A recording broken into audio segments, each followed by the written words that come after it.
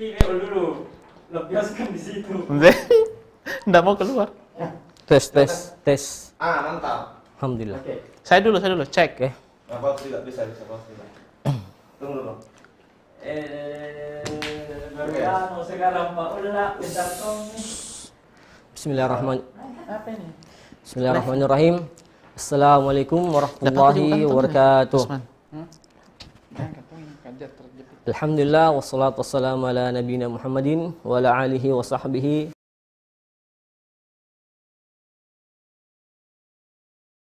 Alhamdulillah, kembali kita bersyukur kepada Allah Subhanahu wa taala yang telah memberikan kita berbagai macam nikmat yang Allah Subhanahu wa taala karuniakan kepada kita sekalian.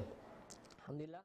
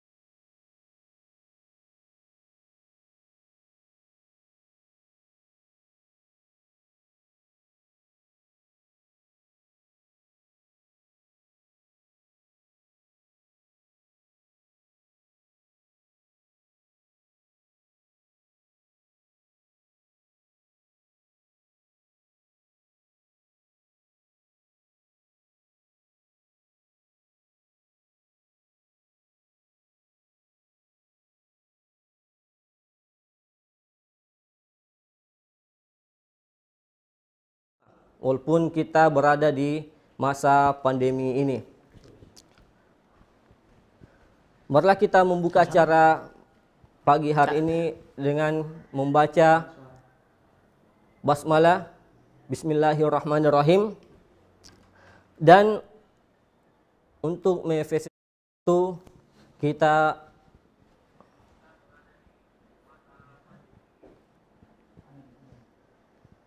delay.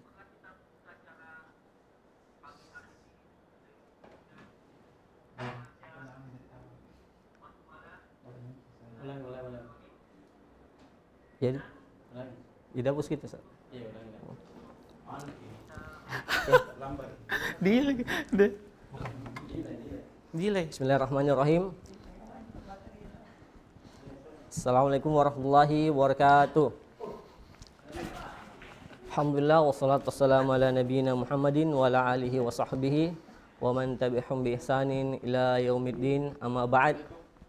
Alhamdulillah Anda sekalian, kembali kita berjumpa lagi di kegiatan kita Kuantum Iman di hari yang kedua ini.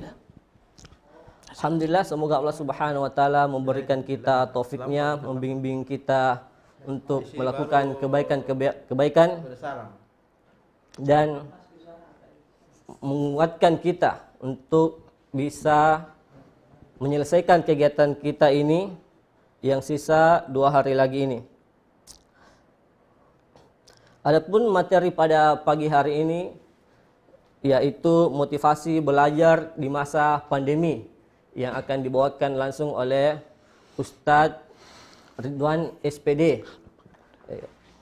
Dan adapun judul kita ini pada pagi hari ini sangatlah bagus, tepat dengan kondisi kita sekarang ini, yang mana kita berada di masa pandemi yang mengharuskan kita belajar di rumah masing-masing.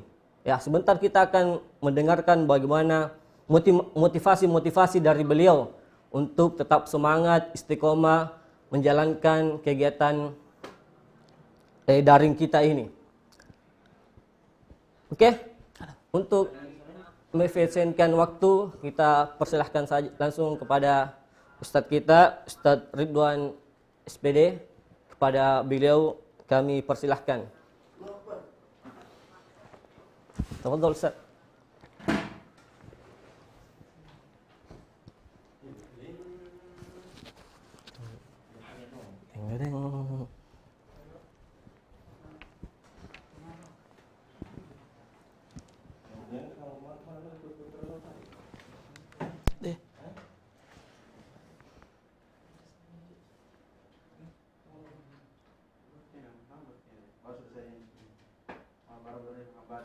Dengar aja suara aku kah?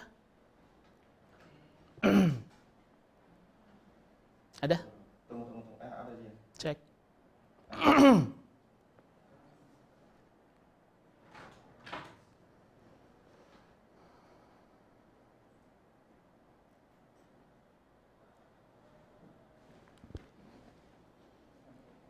Oh itu terus.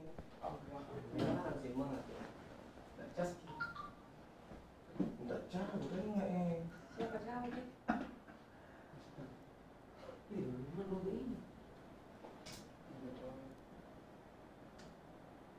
Sama gelap di situ.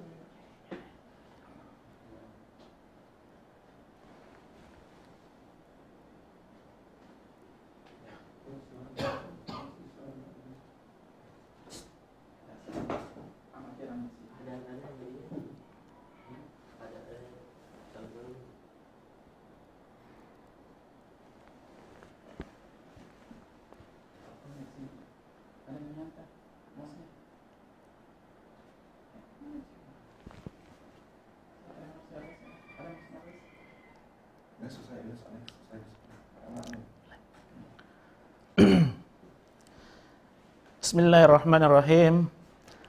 Assalamualaikum warahmatullahi wabarakatuh. Alhamdulillahil qail, la yukallifullahu nafsan illa wus'ah. Asyhadu an la ilaha illallah wahdahu la syarikalah wa asyhadu anna Muhammadan abduhu wa rasuluh.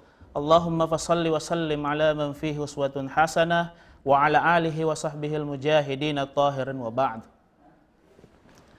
Alhamdulillah, pada pagi hari ini kita berkumpul di kelas virtual. Semoga kita senantiasa dianugerahi rahmat oleh Allah Subhanahu wa taala sehingga kita bisa mengambil hikmah dari apa yang kita alami hari ini. Salam sejahtera abadi buat baginda Rasulullah sallallahu alaihi wasallam, sang revolusioner sejati yang menjadi teladan bagi umat manusia sepanjang zaman. Kepada keluarga-keluarga beliau, sahabat-sahabat beliau, dan insya Allah kepada kita sekalian umatnya. Pemirsa dan anak-anakku sekalian yang saya banggakan, pada hari ini insya Allah kita akan mencoba berbicara tentang motivasi belajar. Terkhusus di era pandemi yang sangat melumpuhkan aktivitas kehidupan nyata yang kemudian beralih ke kehidupan maya yang berlangsung secara virtual hampir di setiap keseharian kita.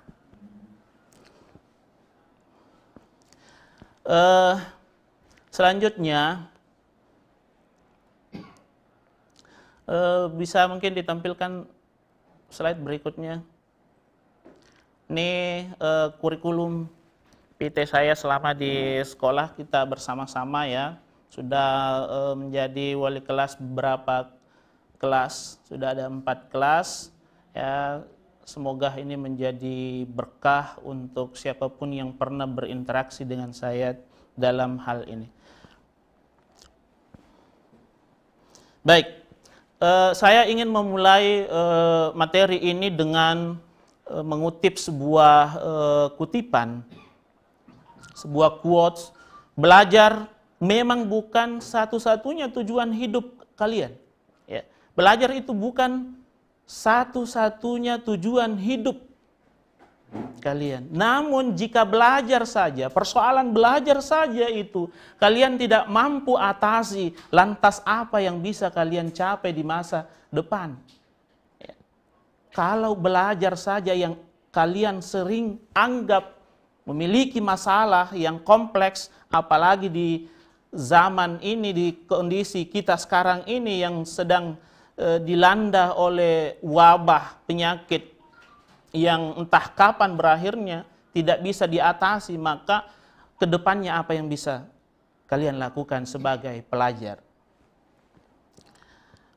Nah, sebelum lebih lanjut, saya ingin menyampaikan sebuah teori generasi yang pernah disampaikan oleh sosiolog. Ada beberapa di sini karena para ahli berbeda pendapat tentang klasifikasinya. Ya. Saya kira semua sudah mengerti kalau saya menggunakan istilah klasifikasi karena sudah saya ajarkan di kelas-kelas, khususnya yang pernah saya ajar ya. Kelas 7 yang sementara kita belajar tentang itu. Yang pertama adalah, bisa dilihat di slide bahwa yang pertama ini generasi pre-baby boom. Ini lahir dari tahun 45 dan sebelumnya ya. Sebelumnya ke belakang itu ini generasi yang ini. Kemudian baby boomers itu tahun 46 sampai 64, itu generasi itu sudah berlalu. Oleh karena itu sebentar saya tidak ingin menjelaskan hal itu. Kemudian generasi X. Generasi X ini lahir antara tahun 65 sampai 76. Ya, mungkin ada di antara ustadz-ustadz kalian yang masuk dalam kategori ini, dan itu sudah berlalu. Kenapa? Karena zaman itu sudah bukan sekarang isinya. Kemudian generasi berikutnya adalah generasi Y atau generasi milenial. Sebentar lagi juga generasi ini akan lenyap dari peradaban. Ini lahir dari tahun 77 sampai 97. Ya. Nah, kalau melihat tahun kelahiran ini, saya sebagai pembicara hari ini masuk dalam klasifikasi generasi ini. Ya. Kemudian generasi Z atau I generation atau generation net. Inilah generasi kalian. Ya. Ini generasi kalian yang terlahir di zaman itu. Bahkan ada juga yang sudah masuk di generasi Z. Kemudian ada lagi generasi baru yang sementara dikaji, yaitu generasi Alpha. Ya, generasi Alpha, generasi yang lahir tahun 2010 sampai 2024. Ini klasifikasi dari sosiolog. Sosiolognya ini berasal dari Amerika Serikat. Nah, apa sih itu generasi? Jika dalam konteks buku-buku pelajaran kalian itu berbeda. Ya. Generasi itu adalah agregat, saya ingin mengutip seorang antropolog. Beliau menyebutkan, saya ingin mengutip langsung makanya saya bacakan ya. Agregat dari sekelompok individu yang mengalami peristiwa-peristiwa yang sama dalam kurun waktu yang sama. Itu yang disebut dengan generasi. Nah, di antara 6 generasi yang saya sebutkan tadi itu, saya ingin memberikan perbandingan dari 3 saja ya. Dari 3 saja karena yang lalu-lalu itu sudah istilahnya veteran ya. Nah, yang pertama, karakteristik lintas generasi. Bisa dilihat di gambar. Gen X itu seperti gambar yang ada di slide itu menunjukkan bahwa generasi itu workaholic. Ya, bekerja tanpa mengenal lelah, bekerja tanpa tahu waktu, kapanpun dia akan bekerja. Itu workaholic. Zaman itu sudah berlalu. Kemudian generasi Z atau biasa disebut I generation atau generation net. Nah, ini generasi ini kalau memperhatikan gambar slide, ini sangat adaptif dengan perkembangan teknologi. Kenapa? Karena dia lahir di saat teknologi sedang berkembang. Kemudian generasi Y, milenial. Ya. Generasi milenial itu memiliki optimis yang tinggi. Memiliki optimis yang tinggi. Seperti yang kita lihat berbeda dengan kondisi kalian sebagai generasi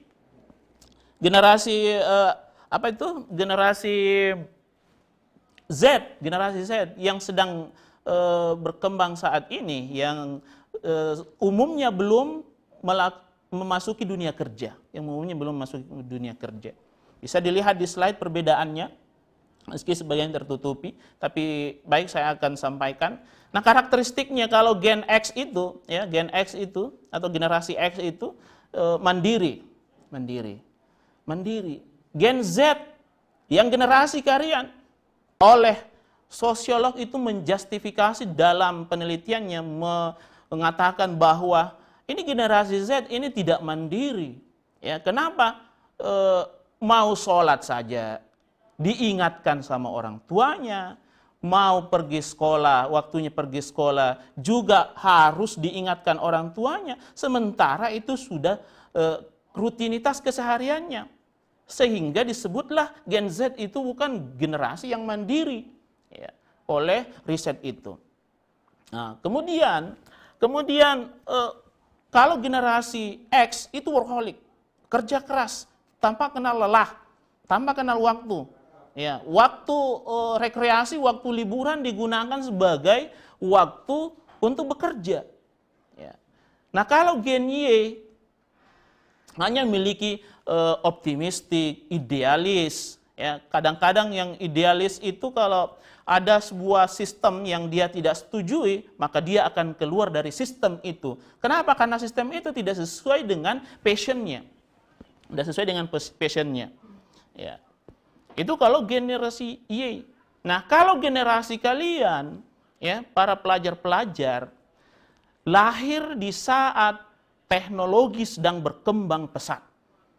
Karena teknologi itu kalian lahir di era teknologi sedang berkembang pesat, maka muncullah yang disebut dengan perilaku yang sangat adaptif. Ya, karena dia sangat adaptif dengan perkembangan teknologi, maka mental yang terbangun adalah melakukan segala sesuatu serba instan. Ya, melakukan segala sesuatu serba instan.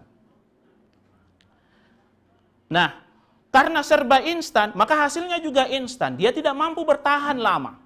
Dia tidak mampu bertahan lama. Taruhlah misalnya, dikasih tugas.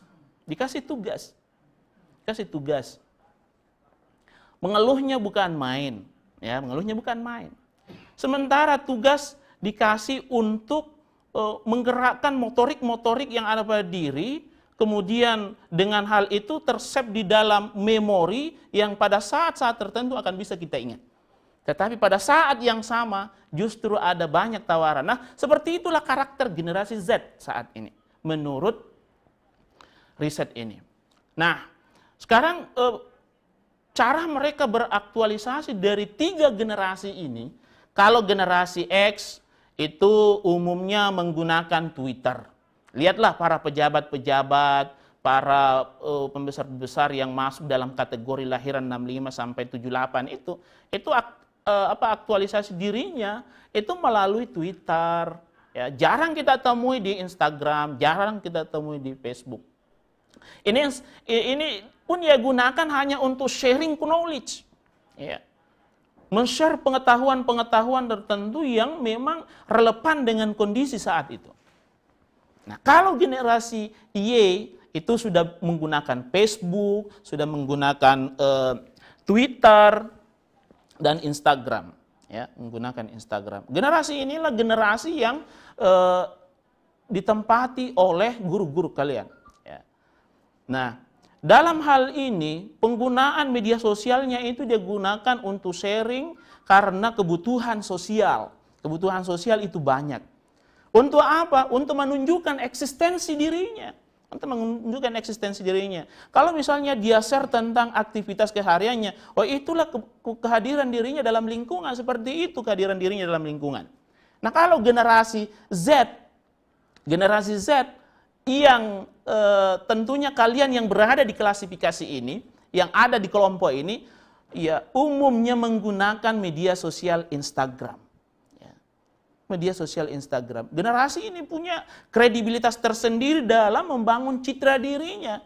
Jadi media sosial itu dia gunakan untuk membangun citra dirinya kepada khalayak ramai. Oh iya, seperti inilah saya. Oh, gaya hidup saya seperti ini.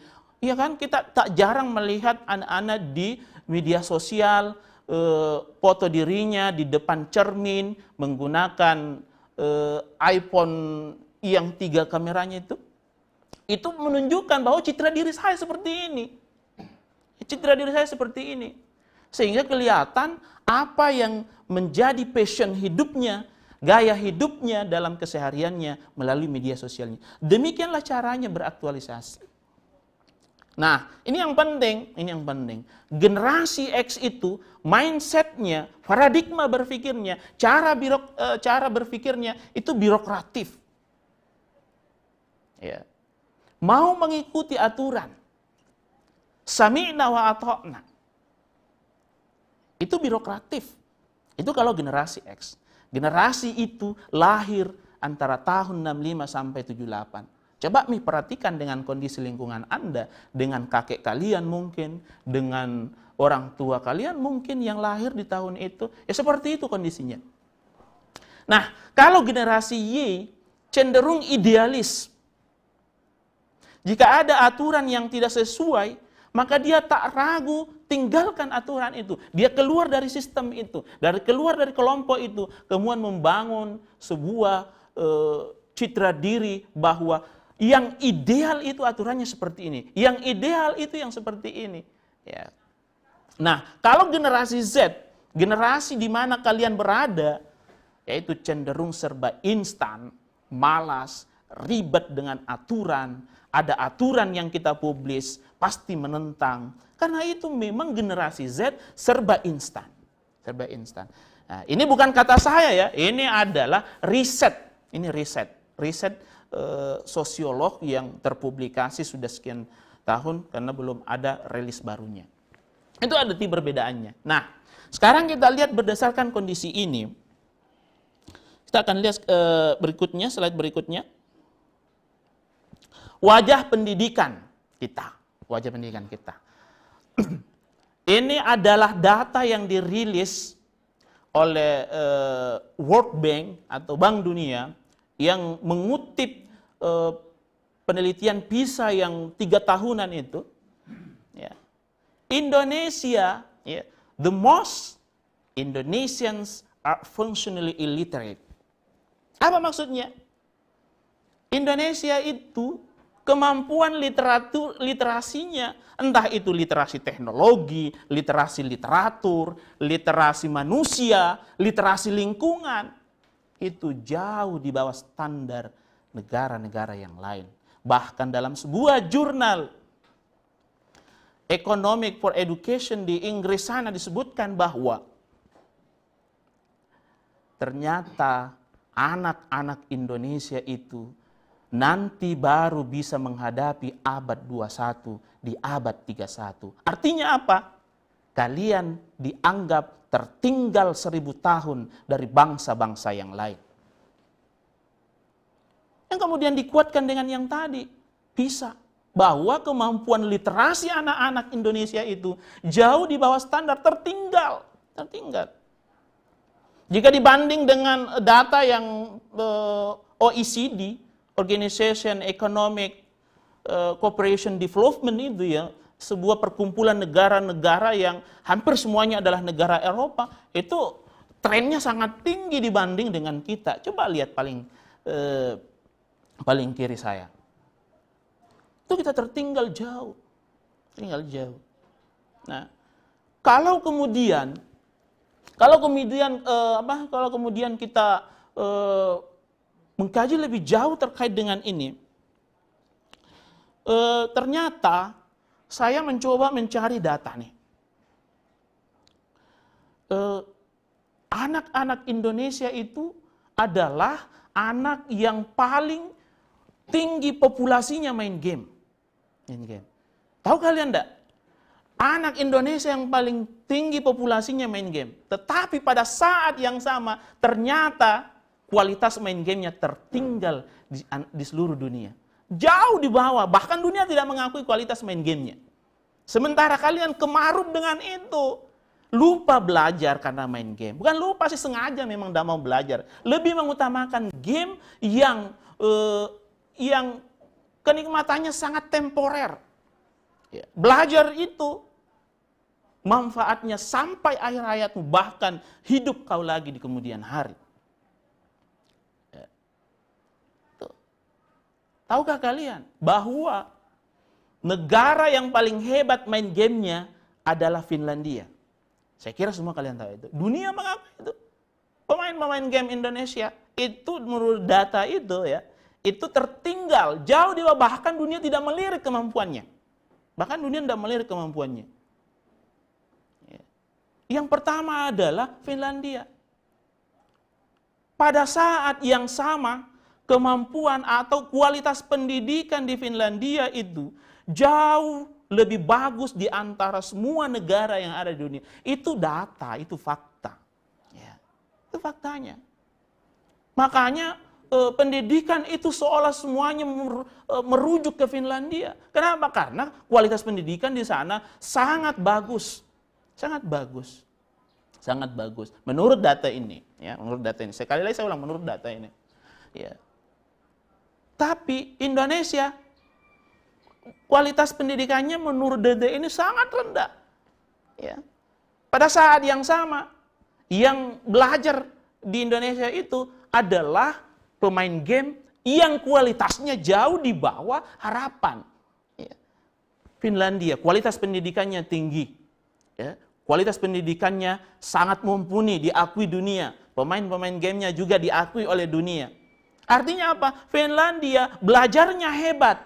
Sekalipun hampir semua waktunya juga habis untuk main game. Tetapi kualitas pendidikan masih terjamin.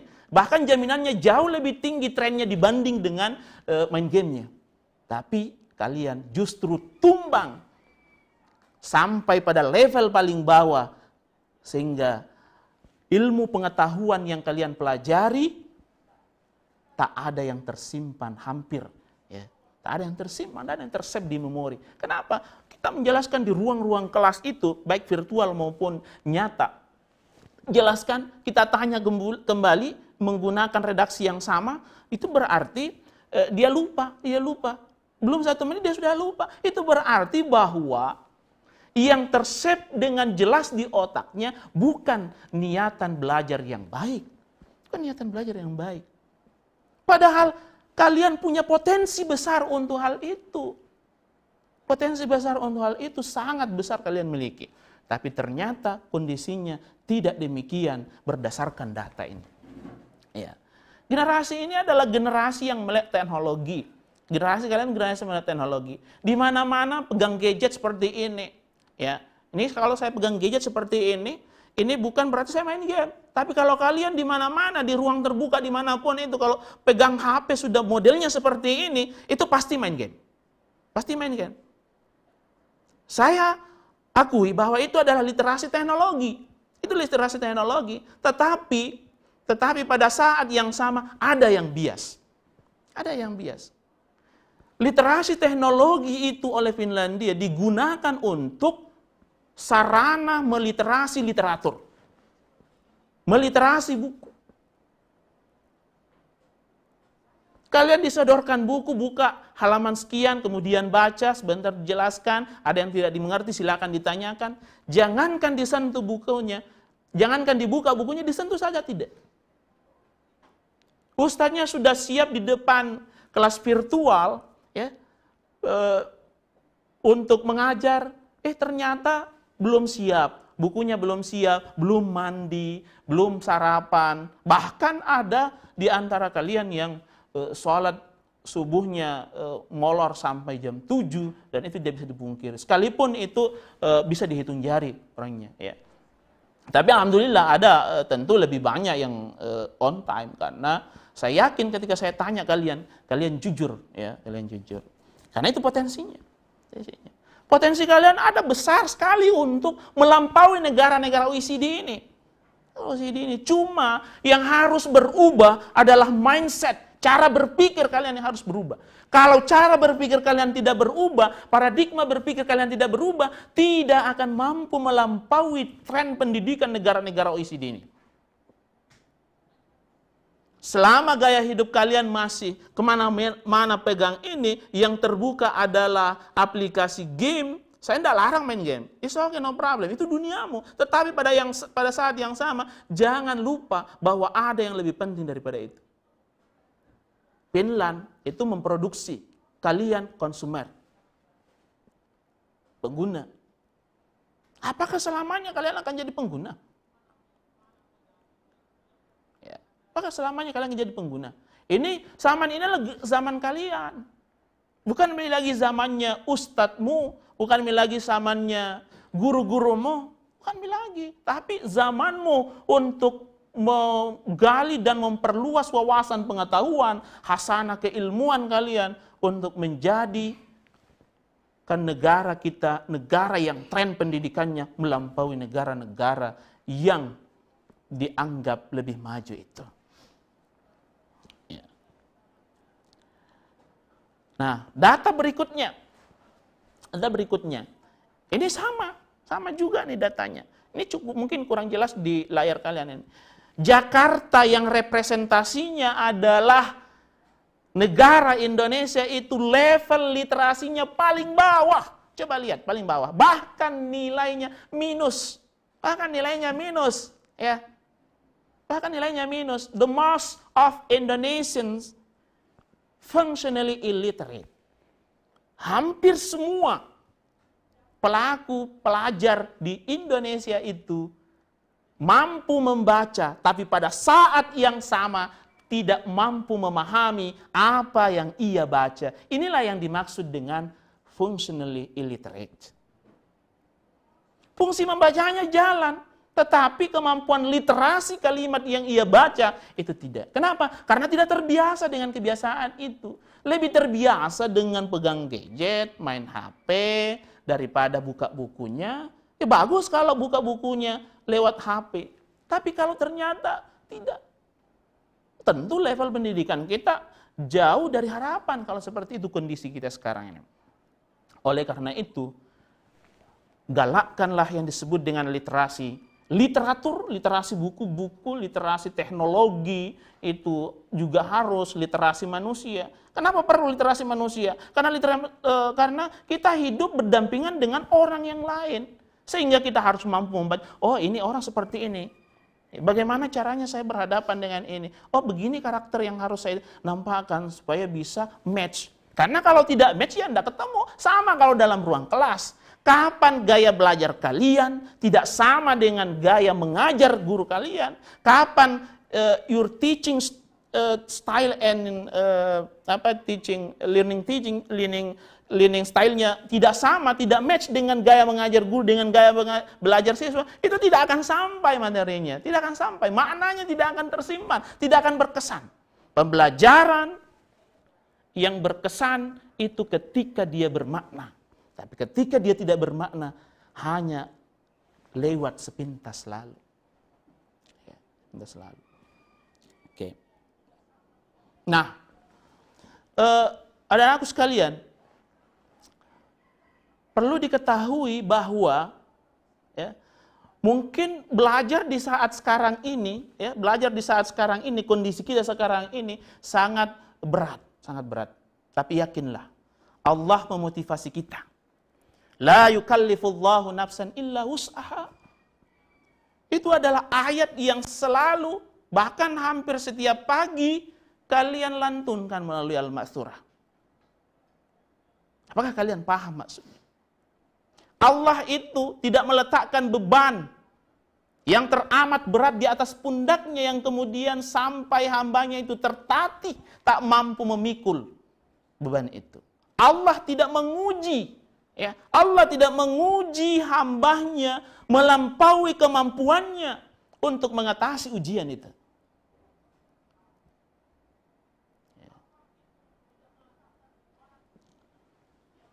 Paham ya?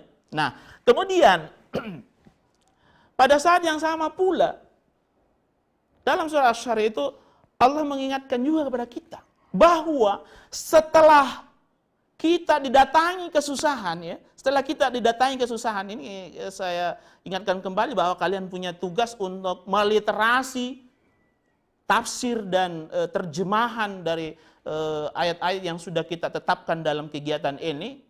Ya, coba literasi dengan baik-baik, dengan saksama, dengan mendalam, meluas. Surah Asy-Syarah menyebutkan bahwa setelah kita didatangi satu kesusahan, itu akan muncul dua kemudahan setelahnya. Setelah kita didatangi kesulitan, maka ada banyak berkah setelahnya. Ada banyak berkah setelah, bahkan sebelum berlalu sudah ada berkahnya. Sudah ada berkahnya. Contohnya saat ini kita landa wabah, berkahnya? Ya kalian melek teknologi. Sekalipun masih ada yang belum mampu mengoperasikan dengan baik, tetapi pada saat ini kan belajar untuk itu. Nah, inilah kondisi anak-anak kita, kondisi kalian dalam dalam menanggapi kondisi kehidupan kesehariannya. Ya. Oleh karena itu saya kasih judul The Winner vs the Loser. Ya. Pemenang lawan pecundang. Apakah kalian berada pada ranah winner atau ranah loser? Baik. Kita lihat yang pertama. Dalam hal tentang dirinya sendiri, seorang yang berjiwa pemenang itu akan selalu mengatakan, saya tuh belum sebaik yang seharusnya. Itu pemenang. Saya belum sebaik yang seharusnya. Prosesnya belum sampai di sana. Masih on the way, masih on the track. Itu the winner. Ya. Tapi kalau pecundang apa yang ia katakan? Saya toh tidak sejelek yang lain. Pada saat itu dia langsung membandingkan dirinya dengan orang lain. Dia tidak mengevaluasi dirinya. Dia harusnya muhasabah diri, dia harusnya mengevaluasi dirinya. Kenapa saya begini? Apa yang harus saya lakukan sehingga hal ini tidak berulang? Bukan dengan langsung membandingkan dirinya dengan orang lain. Tidak dengan mengkomparasi diri sendiri dengan yang lain. Misalnya, penilaian harian. Ternyata nilai rilis, nilainya di bawah KKM. Ditanya, kenapa nak tidak belajar ya semalam? Jawabannya apa? Jawabannya adalah, Ustadz, banyak lebih rendah daripada saya. Itu kalimat pecundang. Itu kalimat the loser. Itu pada saat yang sama itu sudah mensugesti diri sendiri bahwa sesungguhnya dia kemampuannya hanya seperti itu, sementara kemampuan kamu itu unlimited sebenarnya kalau mampu mengasahnya. Falhamaha fujurha wa taqwa. Kalau itu ditafsirkan secara luas, maka sesungguhnya ada dua potensi besar dalam diri kalian itu yang saling berperang. Satu ingin dominan, satunya ingin resesif. Demikian sebaliknya. Istilah dominan dan resesif saya yakin kelas 9 sudah tahu persis apa perbedaannya. Dominan itu ingin tampil, ya, ingin kelihatan dan menutupi yang lain. Yang tertutupi itu yang disebut dengan resesif. Ketika dalam kondisi itu, maka yang lain akan tertutupi. Misalnya nih, kalau ada keinginan untuk belajar dengan tekun, maka pada saat yang sama, potensi malasnya itu tertutupi oleh potensi keinginan belajarnya. Ini yang disebut dengan dominan resesif. Ya. Satu ingin tampil, satu diresesifkan, satu tidak tampil, tertutupi. Ingin berbuat baik, itu potensi takwa. Berbuat keburukan, itu potensi fujur. Dan itu dimiliki setiap orang. Ya, itu manusiawi. Sekarang kita beralih ke yang berikutnya. Nah, dalam tindakan,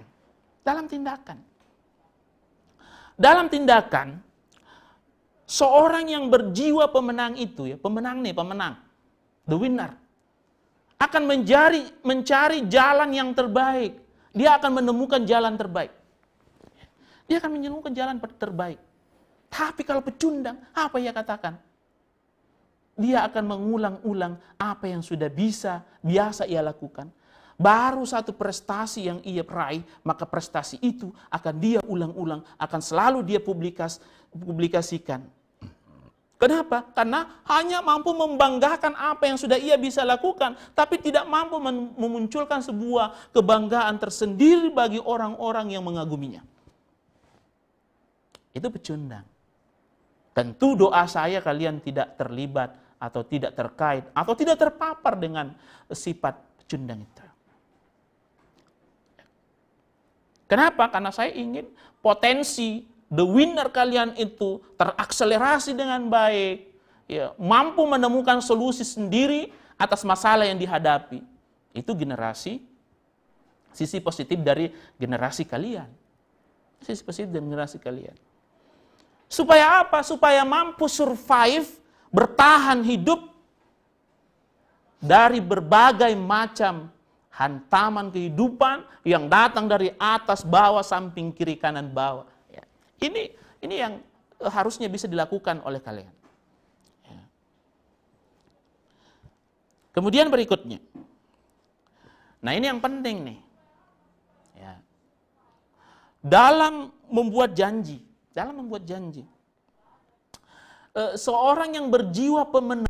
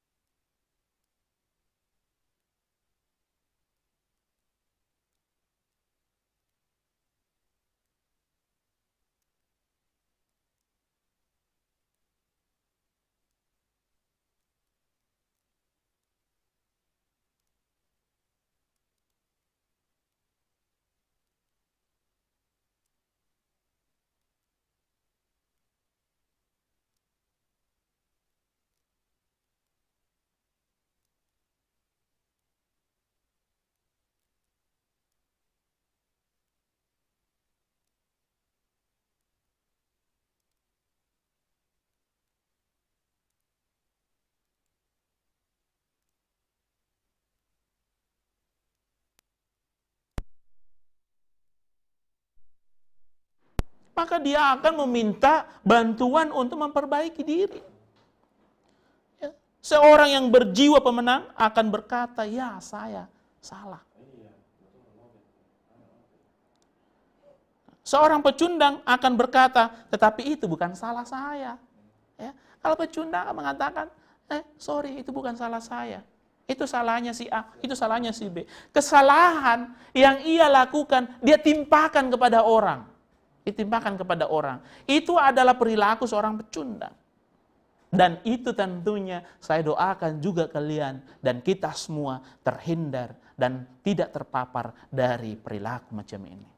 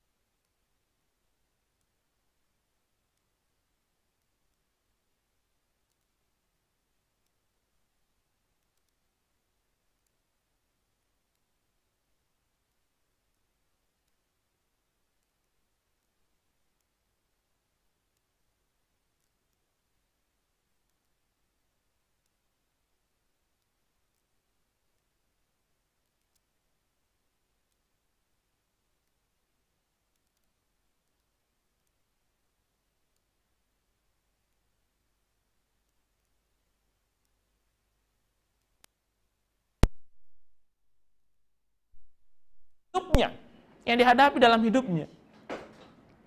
Yang dihadapi dalam hidupnya. Nah, tapi sayangnya hampir-hampir saya tidak menemukan hal ini. Kenapa? Karena tadi kemampuan literasinya sangat rendah. Ingat, literasi dengan membaca itu tidak sama. Saya ulang, literasi itu tidak sama dengan membaca. Literasi itu mampu mengembangkan, menyelami, memaknai, mengaplikasikan, dan mengajarkan apa yang ia telah kaji. Apa yang telah kaji? Kalau membaca hanya sekedar membaca, misalnya saya suruh nih, biasakan saya suruh anak-anak baca dulu bukunya. Ya, halaman sekian, kemudian saya jelaskan.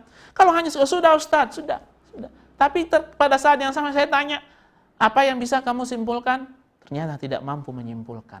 Ya, wajar saja kalau kemudian disebut bahwa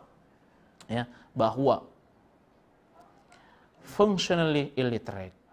Kalian dianggap oleh Eropa sebagai anak-anak yang tak mampu meliterasi. Mampu membaca tapi tak mampu mengambil hikmah dari bacaannya. Oke. Nah, kalau seorang pecundang itu akan memiliki 1001 alasan untuk menghindari masalah. Ada banyak alasan yang bisa dia kemukakan untuk menghindari masalah.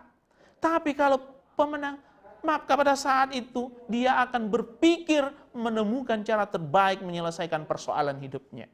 Ada konflik dengan teman di sekolah, dia akan temukan caranya sendiri. Ada konflik dengan orang tua, maka dia akan menemukan caranya sendiri. Tentu cara yang baik. Bukan cara dengan melarikan diri dari masalah itu, kabur dari rumah, dan lain sebagainya. Bukan begitu. Ya, begitu. Jadi dia akan mampu menemukan 1001 cara, itu the winner. Ya, bukan the loser. Baik, selanjutnya. Nah, ketika tidak mengetahui sesuatu, jadi kalau dia tidak mengetahui sesuatu, dia tidak sotak. Dia tidak sotak kalau dia tidak mengetahui sesuatu. Dia harus menemukan referensi, ya. Dia harus membaca dan mengkaji literatur, dia harus membaca buku, membaca jurnal untuk mencari tahu apa yang dia tidak ketahui dan ingin dia ketahui pada saat itu.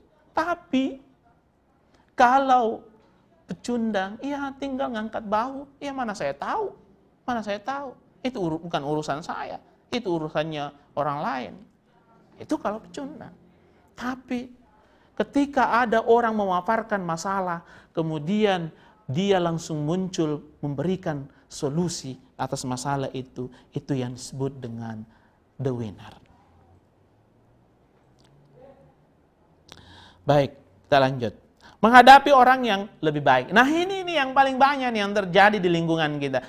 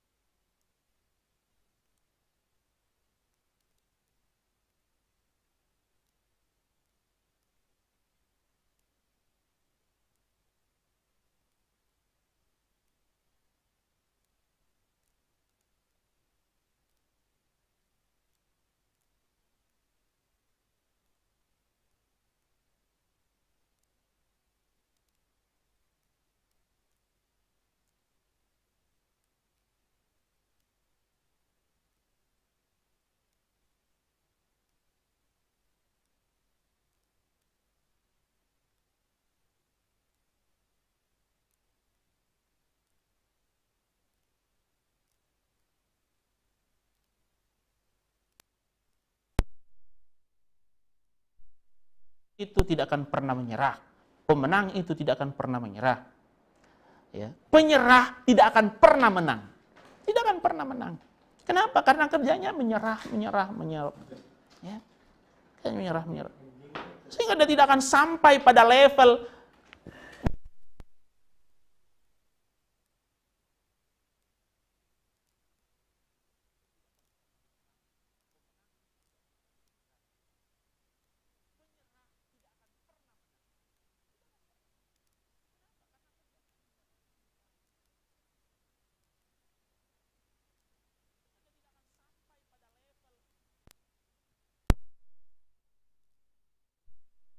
harus menjadi pemantik semangat kalian untuk menjadi orang yang mampu mengeksplor kemampuan kalian dan mendunia. Ya. Tentu lebih populer di langit, tentu lebih populer di kalangan malaikat. Caranya apa? Khairun nas anfa'uhum linnas, bermanfaat bagi sesama. Bermanfaat bagi sesama. Bermanfaat bagi sesama. Nah, selanjutnya saya ingin, ini yang terakhir, saya ingin menyampaikan sebuah quotes yang sangat bagus untuk kalian tadaburi, untuk kalian ambil hikmah dari situ ya. Ini yang pertama nih dari saya. Study hard because no one else can do it for you. Belajar keraslah, ya. Belajar keraslah. Kenapa? Karena tak ada orang yang mampu menggantikanmu melakukan hal itu. Tidak ada yang bisa. Tidak ada yang bisa menggantikanmu. Orang tuamu menggantikanmu di kelas. Yang pintar siapa? Orang tuamu, bukan kamu. Bukan kamu. Oke, oleh karena itu, belajar keraslah. Karena tak ada orang yang mampu menggantikanmu melakukan hal itu. Tidak ada yang mampu menggantikan melakukan hal itu. Bukan ustadzmu yang mampu menggantikanmu, tetapi dirimu sendiri. Dirimu sendiri. Diri kalian sendiri. Tidak akan mampu orang lain menggantikan kalian untuk belajar di kelas. Coba bisa, maka tentu silakan saja tidur di rumah. Kemudian suruh pembantunya atau sopirnya ikut di kelas belajar. Tapi yang pastikan bahwa ilmu yang diperoleh itu pindah ke otak kalian. Tapi itu kan tidak mungkin, itu impossible. Ya, itu impossible. Itu mustahil, tidak mungkin akan terjadi. Akan mungkin terjadi. Oleh karena itu sekali lagi, belajar keraslah karena tak seorang pun mampu menggantikan kalian untuk melakukan hal itu. Dan terakhir sekali nih, saya mengutip dari The Sufi Book of Life. Ya, The Sufi Book of Life Jalaluddin Rumi. Have you not been ashamed to go to the sea while home only carries a jug of water, while the sea there are so many hidden pearls? Tidakkah kalian malu nih? Tidakkah kalian malu menyelam ke dalam lautan? Tidakkah kalian malu menyelam ke dalam lautan? Lalu kembali ke daratan. Membawa hanya sekendi, hanya membawa sebotol air. Sementara di dalam lautan itu ada banyak mutiara terpendam. Ada banyak mutiara yang tidak kelihatan. Tidakkah kamu malu bergabung di dalam kelas virtual, lalu keluar dari kelas virtual itu tanpa ada hikmah yang kamu ambil dari gurumu? Tidakkah kamu malu pergi di sekolah, kemudian kembali ke rumah hanya lelah yang kamu bawa pulang? Sementara sekolah merepresentasikan adalah gudang ilmu pengetahuan.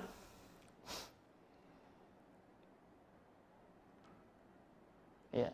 Ini kalimat yang amat sangat baik untuk kalian renungi ini dari The Sufi Book of Life Jalaluddin Rumi. Ya. Tidakkah kalian malu menyelam ke dalam lautan lalu kembali hanya membawa sebotol air? Sementara di dalam lautan itu ada mutiara terpendam, ada mutiara tersembunyi yang kalian belum temukan. Tidakkah kalian malu berdiskusi dengan ahli ilmu, lalu tidak ada yang bisa kalian serap? Tidakkah kalian malu membaca buku, lalu selesai membaca buku, tidak ada kesimpulan yang bisa kalian ambil di situ? Tidakkah kalian malu belajar di sekolah, lantas pulang ke rumah, hanya mampu memperlihatkan rasa lelah dan tidak mampu memperlihatkan kemampuan literasinya? Ya. Sebagai closing statementnya, anak-anak sekalian, Yang harus kalian perbanyak saat ini adalah literasi. Literasi. Literasi.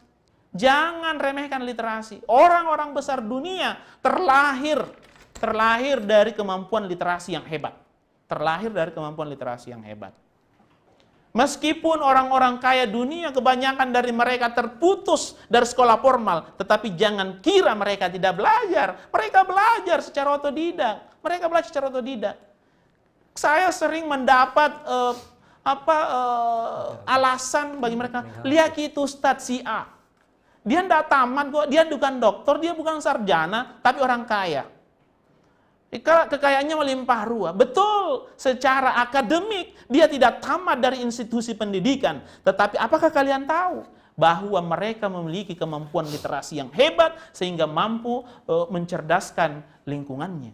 Nah, tentu harapannya kalian mampu meliterasi ilmu pengetahuan dan teknologi, bahkan manusia. Nah, semoga manfaat apa yang Ustadz sampaikan. Mohon maaf atas segala kekurangan yang terjadi ya. Nun wal qalami wa masturun. Assalamualaikum warahmatullahi wabarakatuh.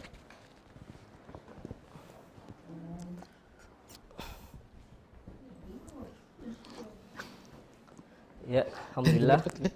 Demikianlah pemaparan Ustaz tadi, Ustaz Ridwan SPDI, sangat luar biasa ya materinya. Bagaimana kita bisa meningkatkan kualitas kita di dalam pelajaran pandemi ini.